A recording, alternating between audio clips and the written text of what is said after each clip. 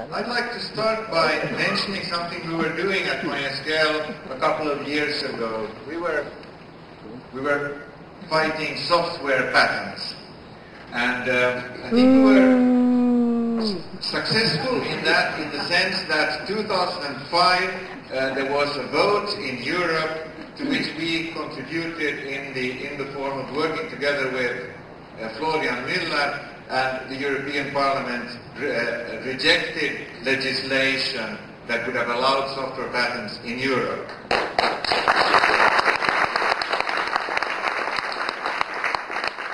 Now, our next speaker is somebody who has higher ambitions than that.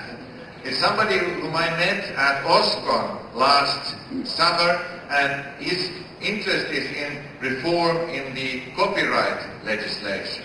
So we have a tradition here at the MySQL Users Conference of having visionaries. We had Eben Moglen last year. Now it's my pleasure to introduce Rick Falkvinge from the Swedish Pirates Party.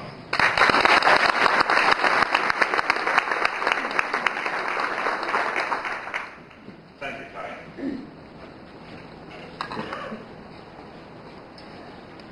I'm very happy to be here. When I watched the keynotes yesterday, I was totally blown away by how well this message fits into the overall context. I'm here to talk a bit about not how the future is free as in freedom, because we all know that it is.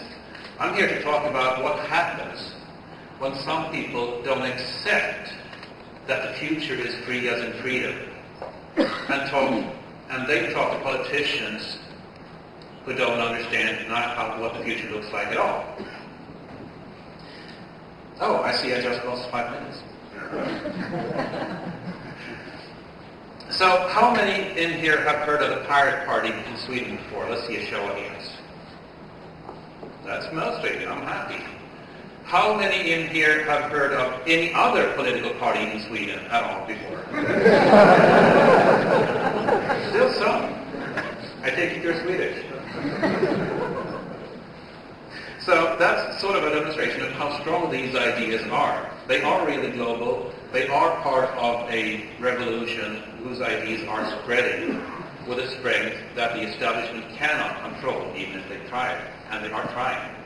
So for those of you who don't know the Pirate Party, brief history is that in January 2006, I set up a prototype webpage for a political party, the Pirate Party, advocating copyright and patent reform as well as strengthening the privacy. In a nation of 8 million people, we received 3 million hits in the first 2 days. So we very quickly became a real political party, registered with the election authority.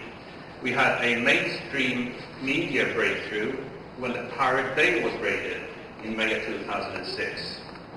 And in our first general elections in September 2006, we received a popular vote result of 0.63%. Now, I wasn't too happy with that at the time, since 4% is the threshold for gaining representation in Parliament. That's obviously what we are aiming for. However, it turned out that out of several hundred parties running and 44 million registered, we broke into the top 10. And after that, we got a whole new slew of respect from mass media. Our youth section is doing even better. We are particularly strong with the young voters. The youth section is now ranked number 4 among Swedish political youth sections.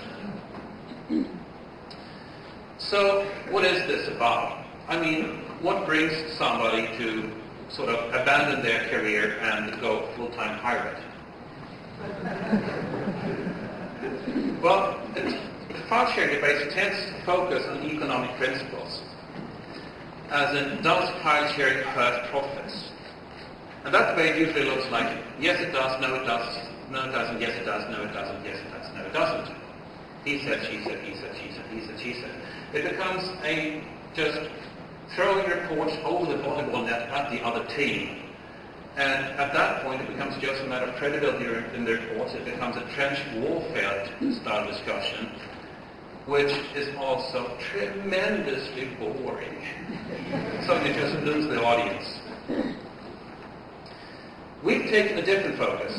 We're saying that today's copyright legislation, if you have to enforce it, is a very real threat to civil liberties. We don't talk about economics altogether. We don't care if the record labels lose profits. We might hope that they do, but we don't really care. So, in order to understand how this is a threat to civil liberties, we need to go back a bit. We need to understand when copyright was created and what the geopolitical situation was then. So, we're going back to Britain. Almost feudal Britain. Almost, well, in a time where there were no publishing industry, there was no music industry, there were almost no taxes. So, at that point, the one source for knowledge and culture was the Catholic Church. There was top-down communication, one source, many readers, many recipients. The one source was the village priest, who could tell the villagers everything they needed to know. There are rumors, I haven't substantiated this, that the church was opposed to public schooling because the priest could tell the village everything they needed to know anyway. I don't know if the rumor is true, but it's consistent with the overall picture, because when the printing press arrived in 1450s, all of a sudden you had multiple sources of information to choose from. Even though it was still a mass media model, you had one source to many recipients. People could choose whom to listen to. The Catholic Church went mad. The royal courts went mad. All of a sudden there was no control of knowledge and culture anymore. And when this invention hit Britain, about 1495, it became the Wild West. Everybody printed anything they could lay their hands on. Galilei was printed, Socrates was printed, poems, books, you name it. Copying of books was sloppy at best. It was much cheaper printed in paper copy than a paper copy, unfortunately. Attribution wasn't always perfect. Plagiarism was fairly common. Reverse plagiarism was also fairly common, meaning that people wrote things and attributed them to more known authors, just so that they would get their works out. Like Leonardo da Vinci said, the messenger is the medium. Actually, he didn't say that, I just made that up. But it illustrates my point, doesn't it? So, there was a king named Henry VIII. He married a lady called Catherine of Aragon. They had a daughter, Mary, and he was not at all happy with this marriage. At this time, England was Catholic. So he wanted to divorce this Catherine. Only the Pope wouldn't let him. So what do you do in a small nation when the Pope, as a king, when the Pope won't let you divorce your queen? Well, in Henry's case, he flipped the bird at the Pope and divorced the Queen anyway, turned whole England Protestant. He went on to have 5 more wives and a number of mistresses so large that historians still break out in fistfights over it. And how is this relevant to copyright? Well, it is very relevant because he was succeeded by Mary I, his daughter from the first marriage, when he was still Catholic. And Mary I was a very devoted Catholic who tried to undo what Henry had introduced in terms of Protestantism. She was vigilant in her persecutions of Protestants across England. So vigilant, she earned the nickname Bloody Mary. She had about 300 Protestants, high-profile Protestants, publicly executed and untold more imprisoned. About 800 families who had the means fled the country. But what was most interesting was that she tried to assert control over knowledge and culture.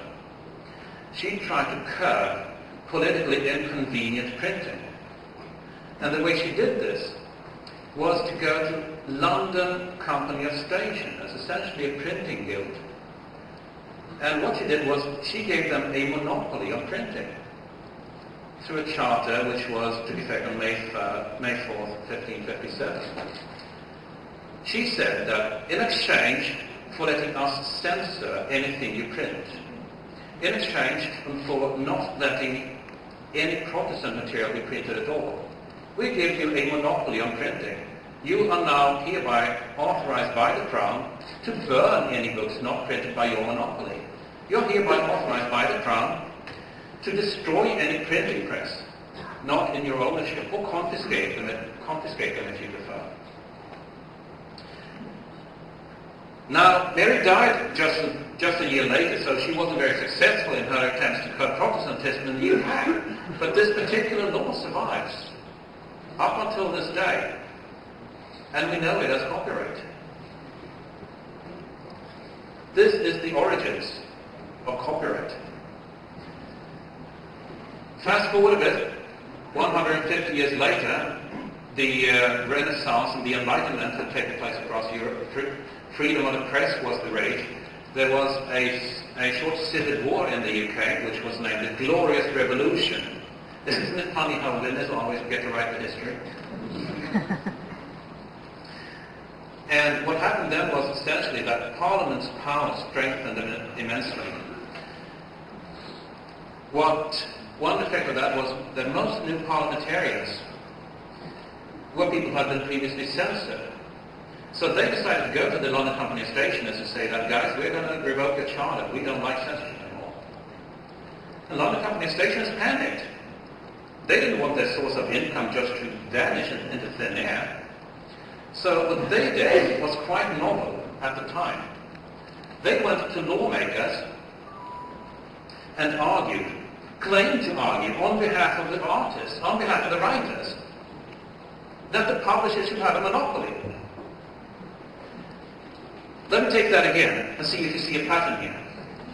Monopoly holders went to legislators in 1709, claimed to argue on behalf of artists that they should have a stronger monopoly. Not one bloody thing has changed in 300 years.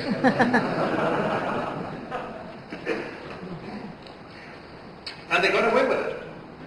This law was called the Statute of Anne. It was signed into law in 1709 and took effect in 1710. And if you look in law books about copyright, this is usually where copyright history starts. They don't mention this stuff with political suppression. And interestingly, the argument they used was that there should be a property right to what you create. This is the first time the term intellectual property arrives in historical discourse. And if it is a property right that the authors get when they write something, then that property right can also be bought and sold. Now, guess twice who the publisher had intended the author to sell that right to. This was the mechanism of maintaining the monopoly. And for some reason, this term intellectual property has endured. It is a sad illusion that most people believe that copyright is for the benefit of the artists. It isn't. It never was. It was created and still is for the benefit of publishers, who have a very straightforward, although perfectly valid reason to like it.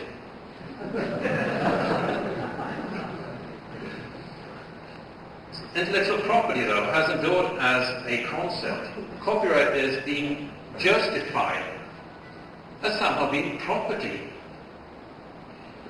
In reality, it is opposed to property. It is a strong limitation of property rights. Now let me illustrate how. If I buy a chair, I buy this chair. I have the receipt here. I can take it apart, see how it's made, and make another one. I can take it apart and use the parts for something else. And I can put it out in my front yard and let all my neighbors enjoy it. These are all typical traits of property. However, if I buy a professionally copied DVD, meaning copied here, but I mean produced by a rights holder, I own that copy of the DVD. Again, I have the receipt. I own this copy of the movie. Still, I cannot look how it's made, and create another copy. I cannot take it apart and use it for other things. I cannot put it out in my front lawn for my neighbors to use. Copyright is a monopoly limiting property rights. Do not be confused by the discourse introduced by publishers 300 years ago. So what are we saying? We're saying that copyright is a commercial monopoly.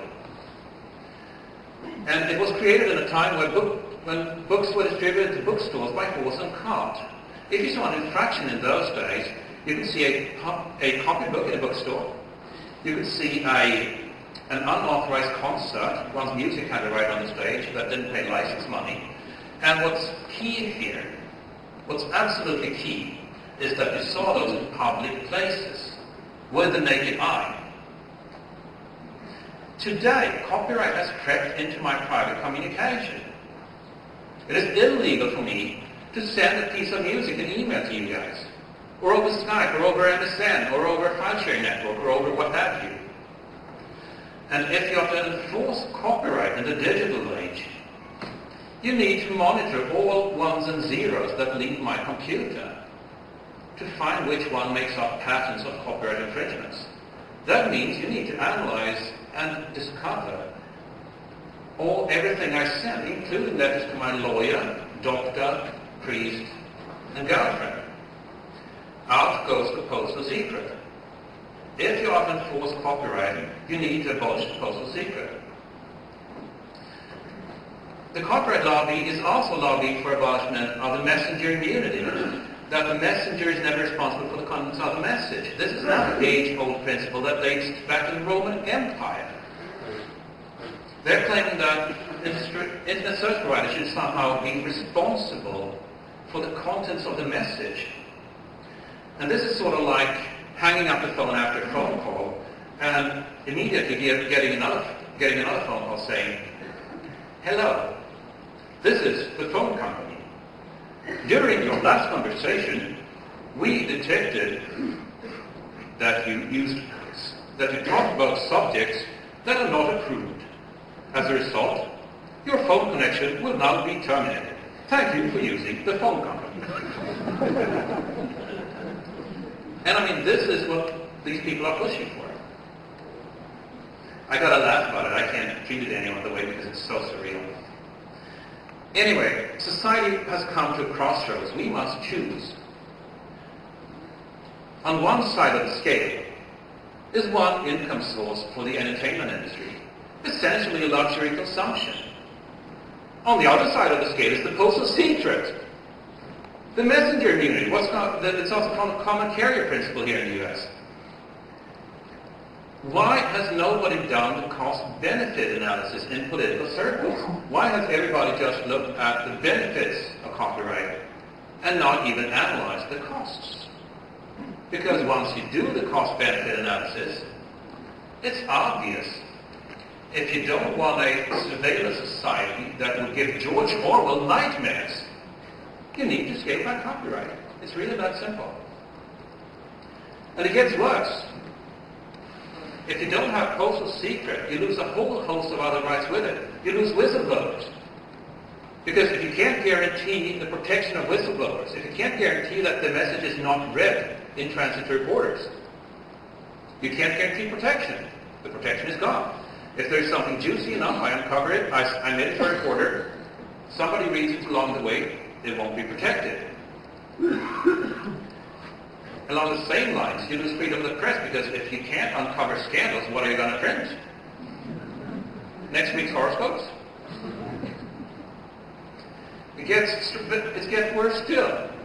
Turns out that once you know you're being monitored, you tend to put a little bit of self-restraint on yourself. You tend to not say things that you would have said if you were in private. And there are many, many things that come from this particular right. One such right is the right to form an identity. Because your identity is typically formed as a very private exchange between you and a couple of close friends. If you don't have the right to that private exchange, all you can become is a grave Orwellian troll. And this is sort of a theoretical construct for me, just pie in the sky, ivory tower rational reasoning, until I tried it at the Gay Pride Parade in Stockholm last year. We had a tent in the Pride Park, and when I mentioned this to people in the Pride Park, you could see it hit them extremely hard emotionally. You could see them relive the pain of discovering, of going through this private exchange and discovering who they were. So, the file sharing debate is not about percentages. It is not about profits or losses. It is about vital civil liberties that must be eroded or abolished in order to maintain a crumbling monopoly. So, what do I want instead? Why am I pushing this politically? Well, I'm saying that copyright must be returned to cover commercial use only. It must at least be a strictly commercial monopoly. That means the Pirate Party is pushing for not only legislation, but actively encouraging, by law and by all public institutions, the collection, use, derivation, and spread of our common knowledge and culture. I have a vision. I have a vision where every human being with access to the internet has 24/7 access to the humanity's collective knowledge and culture. That would be a much larger step ahead than when public libraries arrived 150 years ago. And you know what? We have the technology for this already. We can do this. The only thing standing in the way of this quantum leap civilization is a couple of old monopolies. So shouldn't you protect those businesses? Shouldn't you protect the monopolies? I mean, should you really disrupt society that much? Is it really worth it? Well, let me say that in my hometown of Stockholm, 100 years ago, the largest employer in the entire city was called Stockholm Ice. Their business was to cut up ice on the lakes in winter, store it in huge barns on sawdust, and then distribute that ice to households in the rest of the year so that people could store food for longer. This company is not in business anymore. Nor are the street lamp lighters, nor the buggy whip drinkers. You see where I'm going with this? Technology has always made businesses obsolete, and probably always will. So, just to give a quick taste of new businesses that would be enabled if file sharing were legalized, these are 4 points I can think of off the top of my head. And remember now, just because non-commercial file sharing is legalized doesn't mean you can't facilitate that commercially. To give you an analogy, dating is strictly non-commercial, but the commercial facilitation business of non-commercial dating is huge, as opposed to creating a commercial dating business, which would be another venture entirely. Also huge. And these are just what I can think of off the top of my head. And I mean, you're the cream of the crop here. There's lots and lots of things I can't think of. And I imagine that there are a couple of people here today who are in a position to actually make this happen from a business standpoint. So my question to you is, would you rather stick to your guns and defend a business model that you know is failing, or would you try to seize the first mover advantage? I know it's hard to leave harbor and sail onto uncharted waters, but if you want help, you've got the best people in the room right here with you today. Grab 5 or 6 people and you have a much better crack team at guiding you through these uncharted waters than you can get from any suit and tie business consultancy. And the politicians don't understand this. They generally do not understand what is happening right now. They're too preoccupied with their health care, with their energy policy, with their defense policy, with their education, They don't understand that the internet is disrupting the flow of knowledge and culture on level with the arrival of the printing press. The copyright lobby, however, does understand this perfectly. Now, they look clueless. They're very good at looking clueless when they sue college kids and so on and so forth. But when you look at what they lobby for, it becomes obvious that they understand perfectly what needs to be sacrificed in order to maintain copyright as it stands today. And I'm going to give you a couple of examples here. In Brussels, the European equivalent of Washington, D.C., they were recently lobbied for 4 years in prison for accepted, that's passively accepted, file sharing. This was thought to be aimed at the internet service provider level. And 4 years is a magical limit in Europe where they would have gotten unlimited access to warrantless wiretapping in most states of Europe. Again, there goes the postal secret, there goes the messenger immunity. I was at a Copyright Insiders seminar where the presenter said that to the audience of copyright lobbyists that, you know guys, we really need to filter the internet, but politicians don't understand this. That is a problem for us. So, in order to filter the internet file sharing, what we must do is associate file sharing with child pornography, because the politicians want to filter child pornography. And when I heard this, my jaw just dropped to the floor. This is how unscrupulous these people are. This is an outspoken strategy. I know that because I've heard it being spoken. They want to abolish the messenger immunity. I've already spoken about this. They want to filter communications, and I'm not talking about internet service provider level filtering now.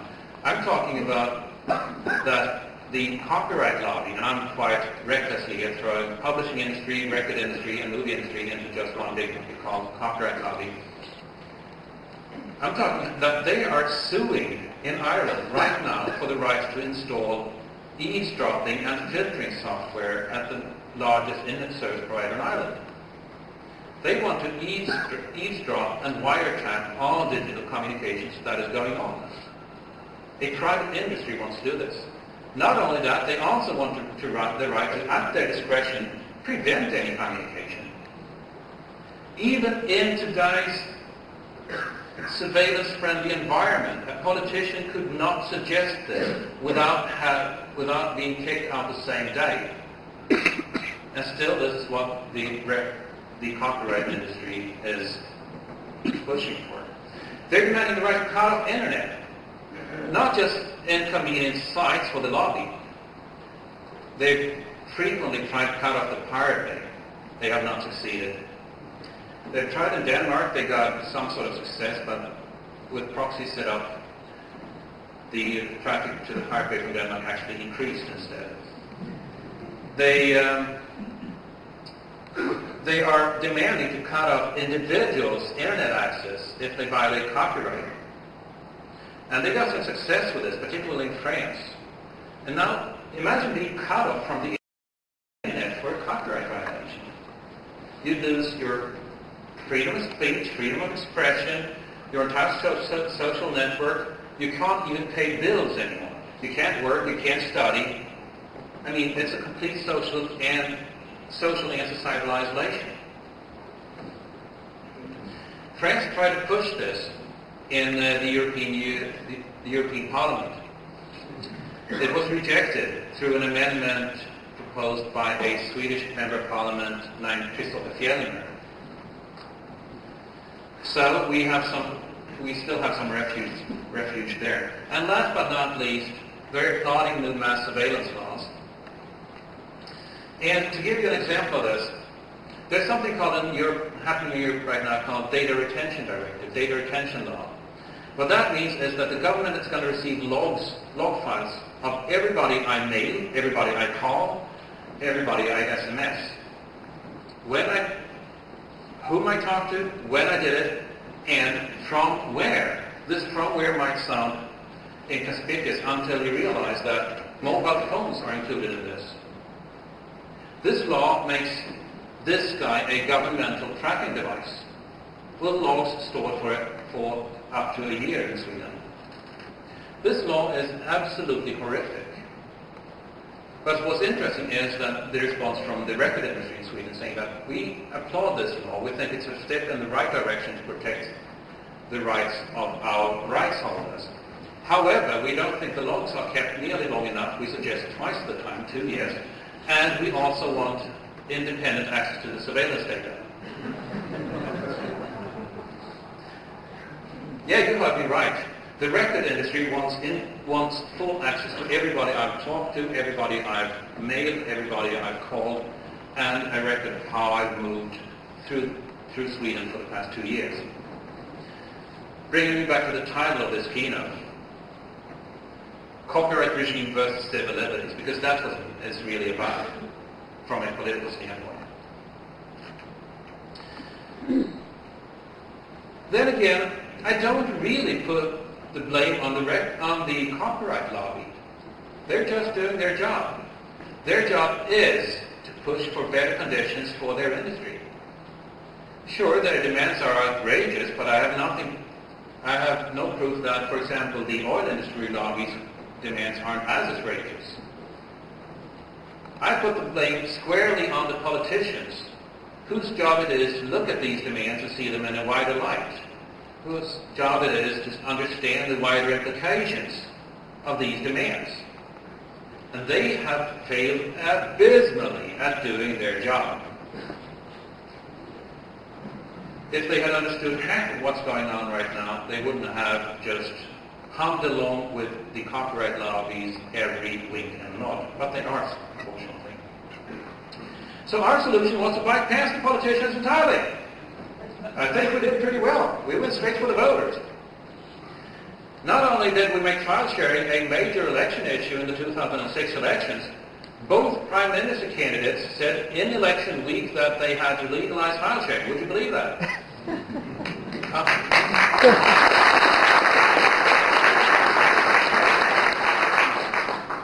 And then one of them was elected and they forgot all about it. So summarizing our platform, we're saying that file sharing must be legalized, so must sampling. The commercial copyright term is ludicrously long today. I mean, it's an incentive to create new works, right? So why then does the copyright term today last for the author's entire life plus another 70 years? I know of not one single author who keeps writing books after they're dead and buried. We are suggesting 5 years from the date of publication. Protection of attribution is absolute. Most people create works because to get recognition. This is actually important. DRM is evil. Patents range from useless to immoral to pure evil, particularly software patents. Privacy is good, due process is good, and transparent government is a prerequisite for a functioning democracy. And this is our entire platform. We really don't take a stand on anything else. We don't care about daycare. We don't care about road tax. We don't care about nuclear versus hydropower. And it turns out that having a narrow platform like this is actually strength, not a weakness. Now we'll turn to why in a minute. The important thing is that not one single business model would break if this was implemented tomorrow. Everything that makes money today will make money tomorrow. The thing that will be gone is an illusion of control that isn't there in the first place anyway. At least regarding the change to copyright laws, when it comes to abolishing patents, people who would go out of business would be those who hoard patents and use them for extortion to prevent real innovation. And I would be the first to pop the champagne bottle when that happens. So what have we accomplished? Well, we've influenced other parties. We've now influenced 4 out of 7 parties in Sweden. The Greens have more or less taken a page out of our book and taken a stance that's only slightly weakened than our writings. We expect the Left Party to almost take our entire stance in a couple of weeks. There are intrapreneurs in 3 more parties that are slowly turning their parties around. The Norwegian Liberal Party had a particularly interesting approach in that they copied our entire stance of copyright down to the very comma and adopted it unanimously. They just translated into Norwegian. That's how I do Spread, open source style. They forked our platform into Norwegian. But they had the bad taste, though, of doing this on April 7th. If they'd done it just 2 weeks earlier, we'd had the April Fool's joke of the year suing them for copyright infringement on April 1st.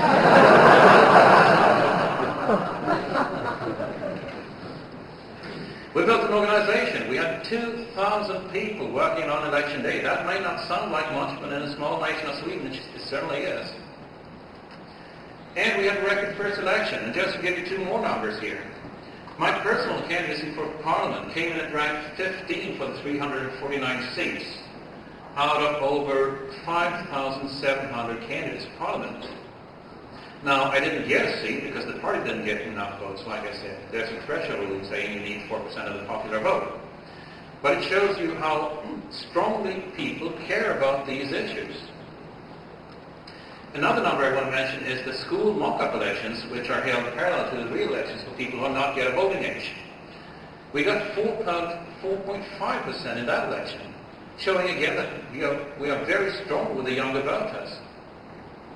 And by the way, we weren't even on the ballot of the school elections. Those 4.5% were all write-in votes. So coming back to how can a 4% party have influence?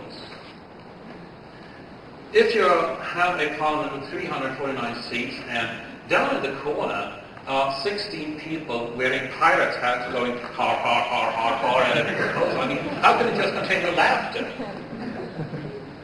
It turns out that in Sweden there are 2 blocks that are always very closely tied. The socialist bloc, painted red, and the bourgeois bloc, painted blue in Sweden. So if we were to get 4%, the odds are very good that neither of these 2 blocks will have 50% on their own, meaning that they need us, our support, in order to form a majority administration. That means we get to sit down and play Who Wants to Be a Prime Minister. And the price of that office will be just a few issues, a very narrow platform. We know exactly what we want, and this is the price. That's why the narrow platform is a strength, not a weakness. It's a very fundamental part of our strategy. And why Sweden then? Well, I believe Sweden is uniquely positioned to be the triggering point of a global copyright. And the reason for this is twofold. First of all, in Europe, copyright laws are not at the federal level, they're at the state level. Sweden can change its copyright laws. Second, we enjoy this great shield from trade sanctions because we're part of the European Union. The numbers you see up on screen here is global production. The US has $14 trillion, the European Union has $15 trillion, and China has about 7. In reality, that means that no single party can push trade sanctions against Europe. So Sweden is immune to trade sanctions. And last but not least, Sweden was fairly early with internet rollout. If you look at speedtest.net, for instance, you can see that average household bandwidth ranks, Sweden ranks 3rd in average household bandwidth behind Korea and Japan, I believe, in that order. So, moving ahead. Our next steps are that the European election of 2009, June of 2009, we need 100,000 votes to get a seat in the European Parliament. Now, if you crunch in the numbers, we have 35k votes in the general election of 2006. We're going to get another 35k votes from the people in the school mock-up election who come of voting age. So if we don't lose or win a single vote, we get 70k. That means we need to grow by 50%. Counting from September 2006. Can we do it? Is that hard? Yes, absolutely. Can we do it? Well, our youth section grew by 50% in the last year alone. I think we can do it. I think we can really pull this off. I think pirates can get political representation, which would send shockwaves through the copyright lobby, because that would give us access to rooms they do not have admittance to. Then comes the national election in 2010. And if we get seats in the European election, the psychology changes completely for the general election. So it's really not much use to predict what's going to happen there. And speaking of elections, election campaigns, election campaign funding. If you know somebody who would be interested in contributing to this on a political level, political donations in Sweden are not regulated. That means that any individual, any organization, any corporation is free to donate any amount. And all donations are anonymous. We will not confirm nor deny any donation. If you're interested in more about this, out on the literature table you'll find a small brochure named the Contributors Brief. Looks like this. It contains a summary of what I've said in this keynote, as well as more information about how you can contribute if you're interested. You can also find the same information at www.piratepartiet.se/donate. Piratepartiet is Pirate Party in Swedish. And that's my story. The world is changing. Let's help it.